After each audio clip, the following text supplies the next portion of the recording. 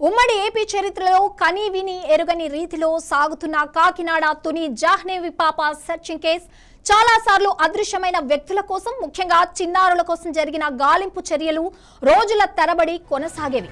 కొన్ని సందర్భాల్లో అటవీ ప్రాంతాల్లో తప్పిపోయిన వారి కోసం, నక్సల్స్ ప్రభావిత ప్రాంతాల్లో అదృశ్యమైన వారి కోసం పోలీసులు, పారా మిలిటరీ బలగాలు విస్తృతంగా గాలించేవి. అలాంటి సందర్భాలలోనే రికార్డు స్థాయిలో గాలింపు చర్యలు జరిగేవి.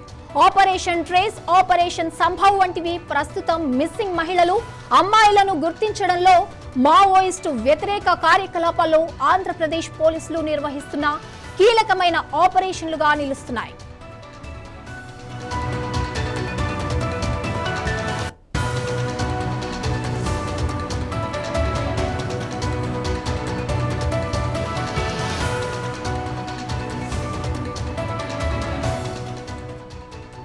ఈ సుదీర్ఘ ఆపరేషన్ తో పాటు ఆనాటి రాజకీయ, సామాజిక పరిస్థితులు కూడా చాలా ప్రభావితం చేశాయి.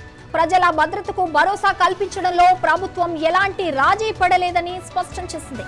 ఇలాంటి సుదీర్ఘ ఆపరేషన్లు కేవలం పోలీసుల కృషి మాత్రమే కాదు, ప్రభుత్వ భాగస్వామ్యం, పౌరుల సహకారం కూడా చాలా అవసరమని అప్పటి సంఘటనలు రుజువు చేశాయి. ప్రజల నుండి అందిన సమాచారం, స్థానిక వనరులను సమర్థవంతంగా వినియోగించుకోవడం వల్లనే అనేక కేసుల్లో పురోగతి సాధ్యమైంది. అంతేకాదు, అప్పట్లో కోర్టులు కూడా ఇలాంటి కేసులను చాలా సీరియస్ గా తీసుకునేవి. పోలీసులు నిర్దిష్ట సమయానికి నివేదికలు సమర్పించాలని ఆదేశాలు జారీ చేసేవి. ఇప్పుడు అదృశ్యమైన వ్యక్తుల కేసుల్లో, ముఖ్యంగా చిన్నారుల కేసుల్లో టెక్నాలజీ వినియోగం గణనీయంగా పెరిగింది. CCTV footage, mobile phone tracking, social media ఆధారంగా గాలింపు చర్యలు వేగవంతమవుతున్నాయి. ఇది కేవలం మానవ వనరుల మీద ఆధారపడకుండా ఆధునిక పద్ధతులను ఉపయోగించుకోవడానికి మార్గం సుగమం చేస్తోంది.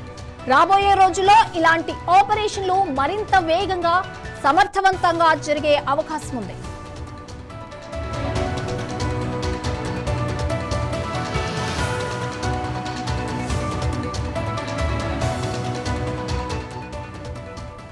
మరి ఇప్పుడు ఉమ్మడి ఏపీలో జరిగిన ఈ సుదీర్ఘ గాలింపు ఆపరేషన్ల గురించి మరింత లోతుగా చూస్తే అప్పట్లో ఉన్న సవాళ్లు స్పష్టంగా కనిపిస్తున్నాయి.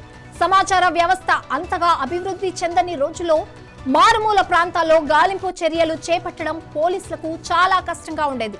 ముఖ్యంగా అటవీ ప్రాంతాలు, కొండ ప్రాంతాల్లో తప్పిపోయిన వారిని వెతకడం, గిరిజన ప్రాంతాల్లోని భాషాపరమైన అడ్డంకులను అధిగమించడం వంటివి పెద్ద సవాళ్లుగా నిలిచాయి. అయినప్పటికీ పోలీసులు, స్థానిక ప్రజల సహకారంతో అలాంటి సవాళ్లను ధైర్యంగా ఎదుర్కొన్నారు. కొన్ని సందర్భాల్లో ఎన్నో రోజులు, రాత్రులు నిద్ర లేకుండా గాలింపు చర్యలు నిర్వహించి తప్పిపోయిన వారిని సురక్షితంగా వెనక్కి తీసుకువచ్చిన సంఘటనలు అప్పట్లో చాలా చోటు చేసుకున్నాయి.